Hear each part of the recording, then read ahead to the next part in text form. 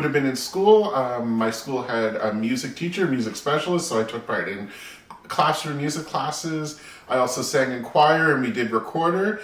And then in my family and in school, I started playing clarinet, and that's my main instrument. As a kid, I always wanted to be a pilot. And then I discovered music and discovered clarinet and started playing, and it just seemed natural. I really just wanted to be a musician. I remember my clarinet teacher telling me about being able to achieve a doctorate in music, and I was like, what? You can achieve this level of excellence in music? And I was hooked and knew that I wanted to achieve that level and that I wanted to be a musician.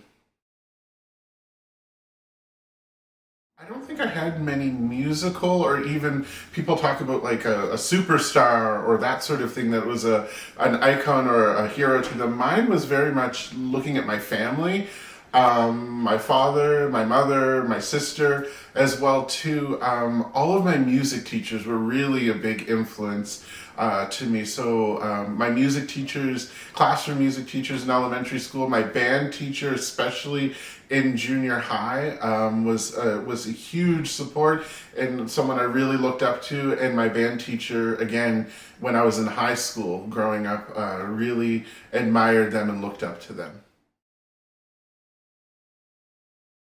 No one was really talking about it when I was growing up. Identity in music didn't seem to be as big of a focus as it is now, especially within classical music. So it was never something I considered. All through like elementary, junior high, high school, I was always the best musician. So I never associated the two. I always just kind of did my thing.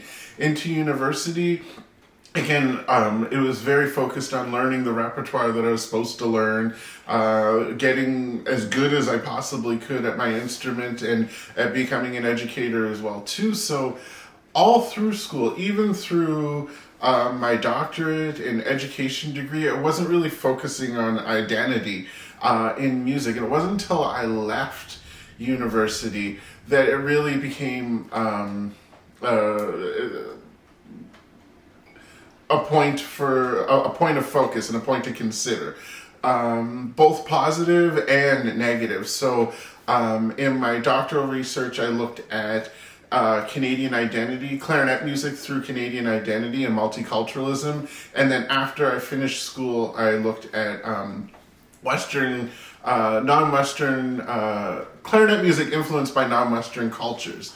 And that's when it really became, I was considering my identity, other people's identity, how that meshes with music, how we can kind of break the mold and express new ideas and new thoughts and new cultures and new identities through music. Yeah, it wasn't until much later in life that really became, my identity as a Black person really became a focus in my music, in my art making, and in my role as an educator.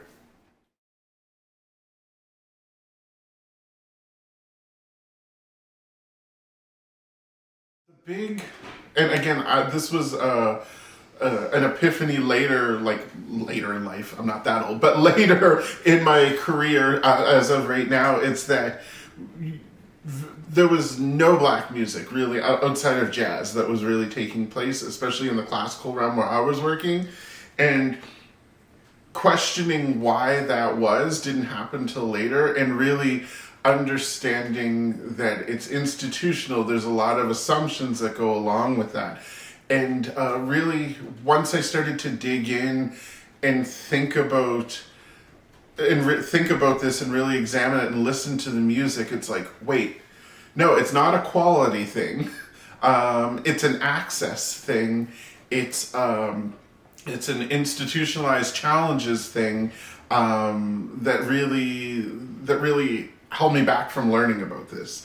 And it's really fantastic now, especially at Sistema, where we're working with young people, and at an early age, they're playing music by all different cultures, in the classical realm and outside, in all different genres, and that they have that exposure and that can be reflected through music, and understand that they are represented, that and there's quality music out there. We're talking specifically about Black musicians and Black composers and Black music. There's quality, very high quality music out there that's accessible, and that can be played and is like dying to be heard. This is a tough question. I think it's really trying to create an even playing field. So, and that comes with equity as well too.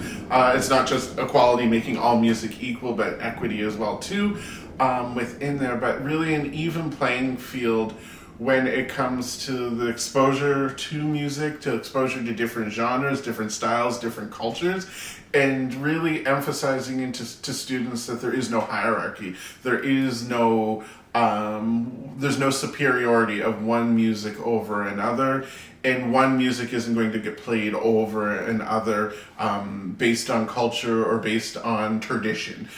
Especially here at Sistema, that's I really want to reinforce that that's not a thing we want to do. We want music and identity and culture that comes with that to be to be experienced and to be appreciated for itself, and not an either or approach, because often you see that either or. It's like, oh, you either have classical music or you have jazz music, you have hip hop, or you have, I don't know, rock music, but they can all exist together. They can really all exist together, and they can be appreciated for their value and the artistic value, their cultural value, on their own, and one doesn't have to be better than the other. And so that's like that's the goal, that's the priority for students to walk away. And even like our audience members that come to our concerts, and our staff and our teachers, really recognizing that decolonization, especially within music and the arts, comes from our mindset and the value we place on one idea or one music or one culture over another. And here at Sistema, we're trying to really to question that, question ideas and traditions that have been long happening and long created. Mm-hmm. Yeah, it's broaden your horizons. Do as many things get as much experience in as many different areas as possible. I was very focused, clarinet, but like really broaden your horizons, whether that's in music or outside of music. Just experiment, try as many different things as possible, and get experience in as many different areas as possible, because later on it's going to make you, one, a more interesting and well-rounded person, and two, more attractive for work, and a better leader and a better musician.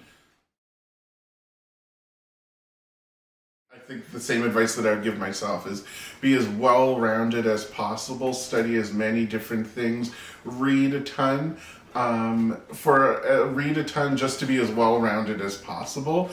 To lead an organization like Sistema, I would say get involved now.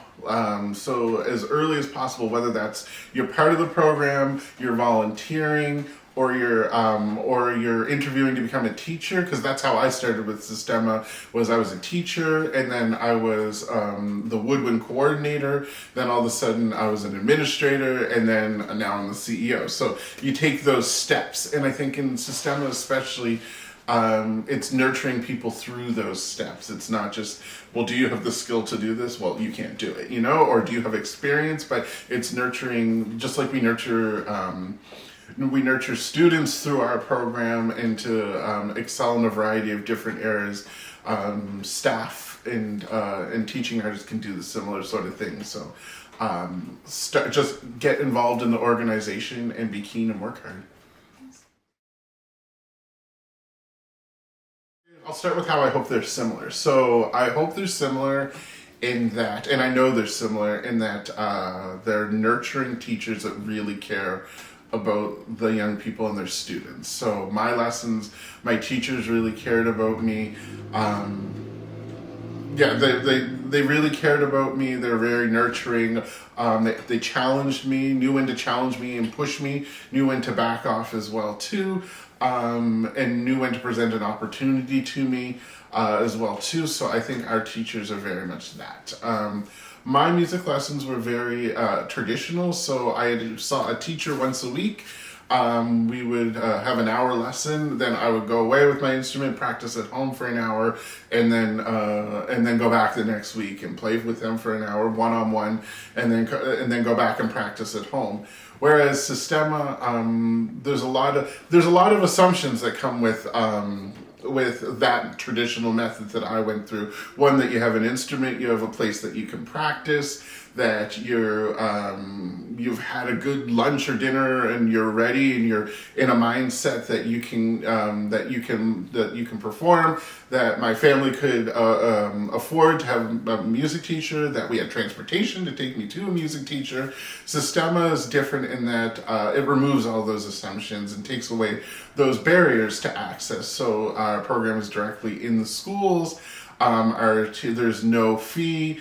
Instruments are already provided. The intensity of our program, so Monday, Tuesday, Thursday, Friday after school for 2 hours, doesn't require students to not have to take their instruments home and practice. All the practicing happens at Sistema, which I think as a young person, I would have really loved. I would have practiced a whole lot more because I would have been with my friends. That's a big difference too, the group music making that takes place at Sistema versus when I was younger, practicing and playing by myself. But I would have been with my friends. It would have encouraged me to kind of be more active and play more because it's more fun doing things on your own. So yeah, there's some big differences, but I think the overall similarity is that passion and dedication from teaching artists, both in my experience and for our students in Sistema. I think the biggest challenges are recognizing that I don't have to do everything. I have a fantastic staff, a fantastic team of teaching artists, center directors, support staff, and administrative staff that are all experts in their area. So especially as a musician, you're used to doing everything yourself, from the marketing to finding a gig to the practicing to buying equipment, all that sort of thing. But really learning that I don't have to do it all. You don't have to do it all. As well to, I think, trusting your instincts. So as musicians, we have great instincts, and really relying on those instincts and experience and education to kind of guide me through challenging times, successes, and challenges within the organization. Yeah. And does that cover both what have you faced in terms of challenges and what you've learned? Oh, and what I've learned. Yes. Sorry. No, sorry. What I've learned is that I'm always learning. That you never stop learning. Once you stop learning, you're dead. You're always learning and always being open, having that mindset that you're always open to learn more, and build your knowledge in support of, and really thinking of that long goal. It's not so much build my knowledge and always learning for myself, but learning for the families and the young people of this program. I'm learning so that, constantly learning so that this program can be better, to be able to support our young people and their families.